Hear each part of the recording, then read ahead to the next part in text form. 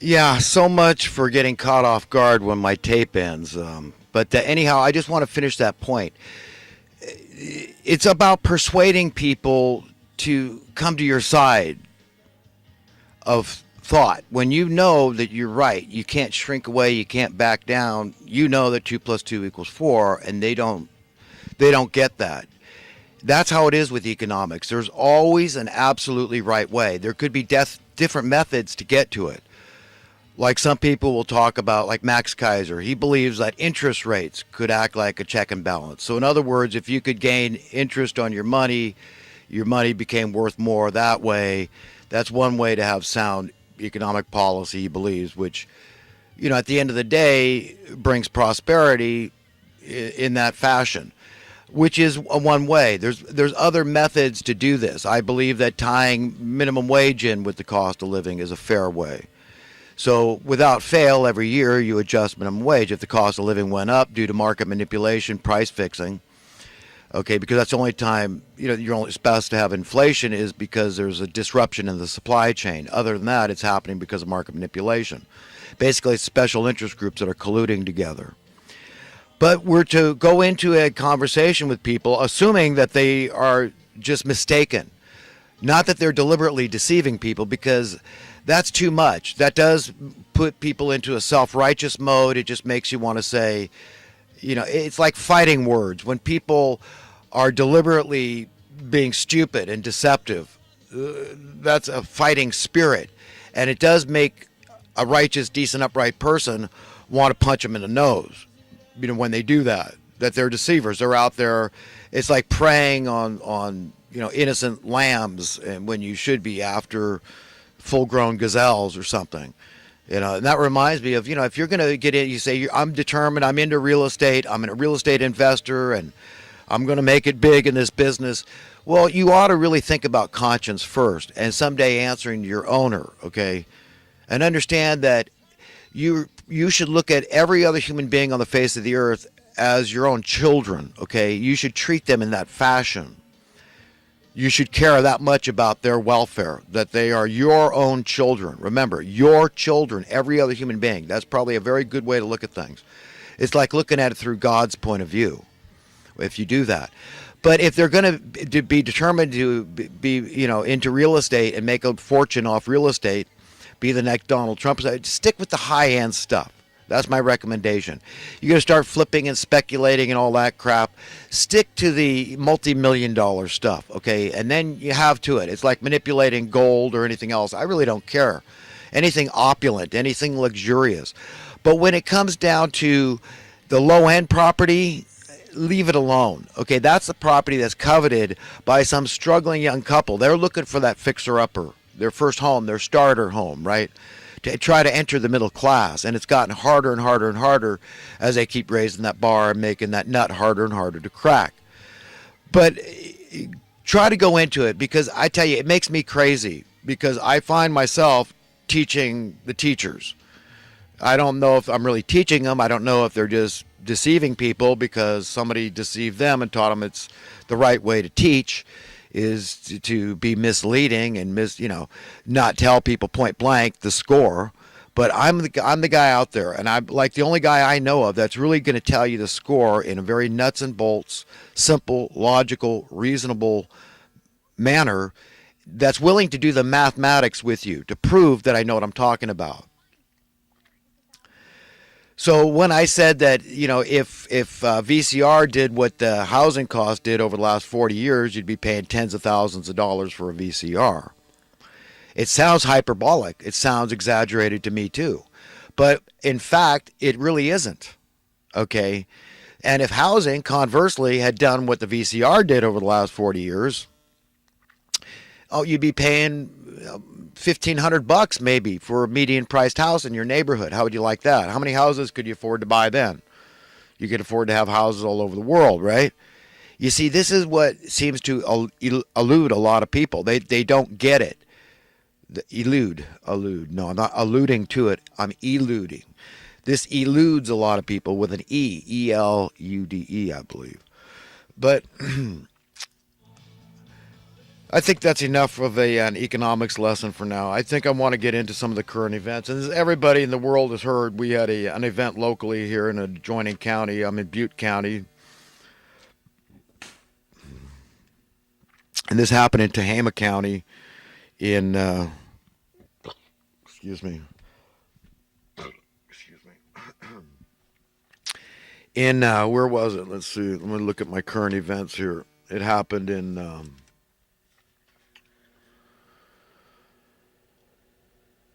oh boy. Oh boy.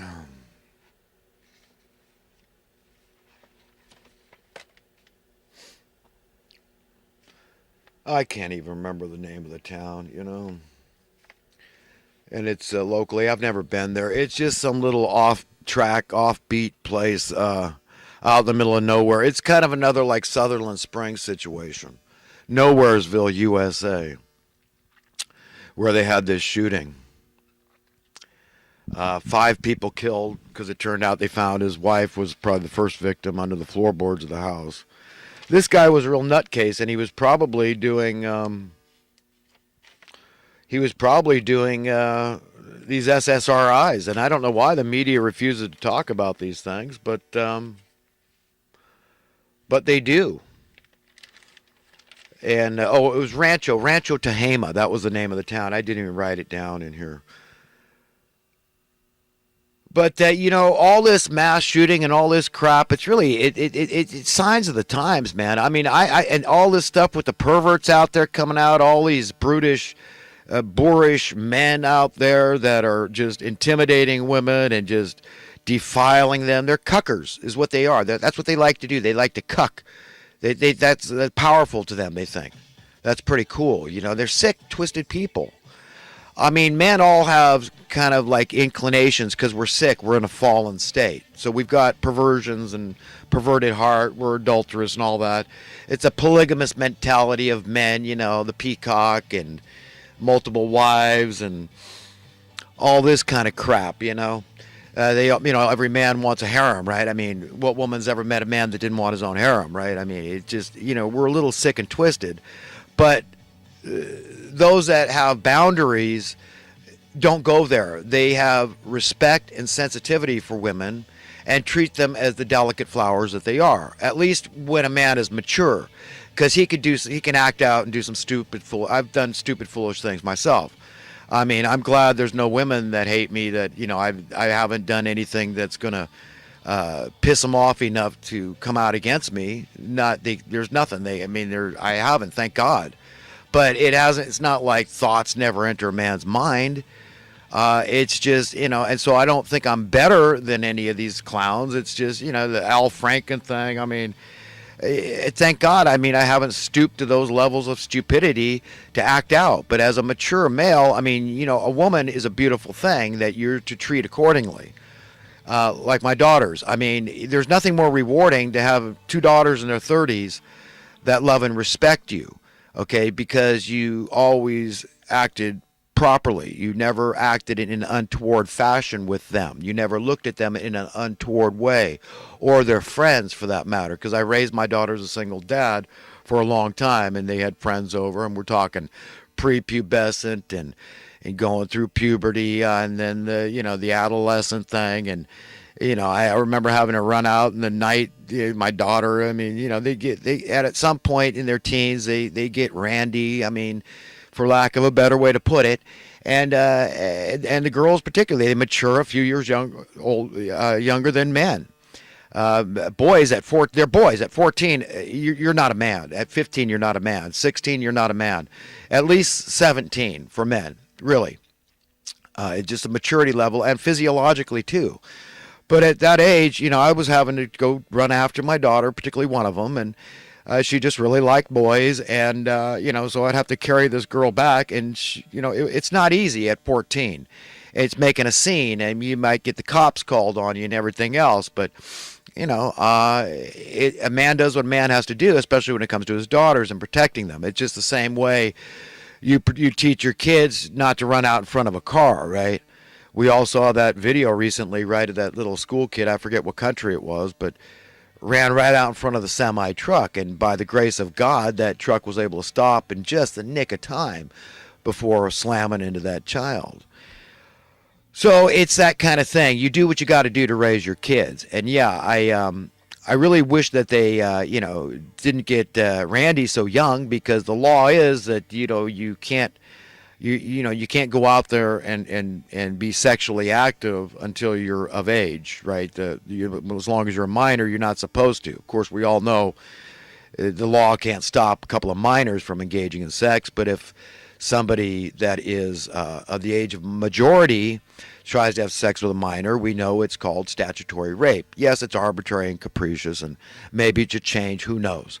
The Jews believe in, 14 is the age, the bat mitzvah and the bar mitzvah, and it really is. I mean, if you look at the science of it, that's about the age a girl is she's starting to, wanting to sow her wild oats. Let's put it that way, okay? So I'm not going to say that our laws need to be changed and that I'm for it and all this. I have my limits when it comes to liberalism. And so I'm not going to say that there's anything wrong with keeping, people that are at the age of majority away from minor children and having sex with them or anything, because you get into this whole pedophilia thing, and you don't want to have a hint of that hanging around your neck. So I don't go there. I've never been there. I'm not going there. I'm not breaking the law.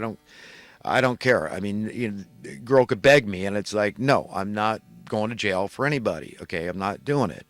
I am, I have at least that much control over my dominion, my domain, my castle. Enough to say, no, I'm not going to jail for anybody. And plus, it's pervy. I mean, at my age, I'm not a young man. I was born in 1958, but I know when a girl likes me, and there's women I see in their 20s, believe it or not. And very alluring, very cute, very pretty, beautiful women. And you say, wow, I could ask this girl out, this young lady, this woman. I mean, in your 20s, younger than my own daughters, and But could you imagine? It's perfectly legal. And it's perfectly moral. I can't imagine that God's going to look down on me, but imagine the social consternation I would face. And I mean, I heard, Mike Cernovich and Alex Jones were, the banding this idea around and how perverted it is. And I think, what, I'm sure as heck not going to go run out and try to have sex with some young woman. I mean, before I even had sex with my wife, okay, it was, our relationship was already, we were already getting married. Before we consummated the relationship with sex, okay, she agreed to marry me. That's where my mind was at that time. Even at 23 years old, I said, no, I am done with the promiscuity. I went through a lot of promiscuity, and but I was still a man's man. I was not a cucker. I had opportunity to sleep with my friends' girlfriends, and you know what? I couldn't do it. I couldn't betray my friends like that. But there's plenty of guys that are happy to jump in bed with your wife, okay, and defile her and cuck her. Don't care about being a home wrecker, none of that stuff. A lot of guys out there. So I'm glad I was never one of those guys. Anyhow, I don't want to talk about this age thing anymore. The point was just how our laws can be arbitrary and capricious and not make a lot of sense, and how important it is to teach your kids no matter what it takes, okay? But I didn't mean to go off into a whole tangent on this subject. It's a very difficult subject to talk about. Sexuality always is. And everybody's different. Everybody's got their own boundaries. Mostly, we've got to say, is it okay with God? What is the proper thing with God? Well, with God, we're always supposed to get married. The only time you're really supposed to have sex at all, I mean, that's even with yourself, is in a marriage. Okay, that's it. In a good marriage, that's the only time that you're going to feel 100% good about your sexuality, is when you're in a proper marriage that is sanctified by God, this holy matrimony and all that stuff. This is the right way to do it. Now, that leaves a lot of people out of the loop. In America, 50% of the women over 50 are single. 25% of the men over 50 are single. So there's a whole hell of a lot of the people that are going to have to find some alternative method. And so God is very graceful in this regard. He's very slow to anger, I believe, quick to forgive, and what is sin to one man may not be to another. And that's something always to take into account. That there's gray areas, there are nebulous areas, ambiguous, that, we can't get too prudish about stuff because, after all, I mean, who knows reality? We don't know reality. Think what a departure clothing is. Considering every other creature on earth doesn't know that it's naked, but we're keenly aware of it. What's up with that? Okay, and that was the first question God asked us in the Garden of Eden. He said, well, who told you you were naked? Now we had this knowledge of good and evil. So what? We were lied to and told, well, you should be ashamed. You're naked. Aren't you ashamed? Instead of being able to delight the beauty, the woman could delight in the beauty of the male that God created perfectly customized for her, and vice versa. The woman's beauty is customized for the man, and it was no big deal. We were oblivious to our nudity because that was just the natural state.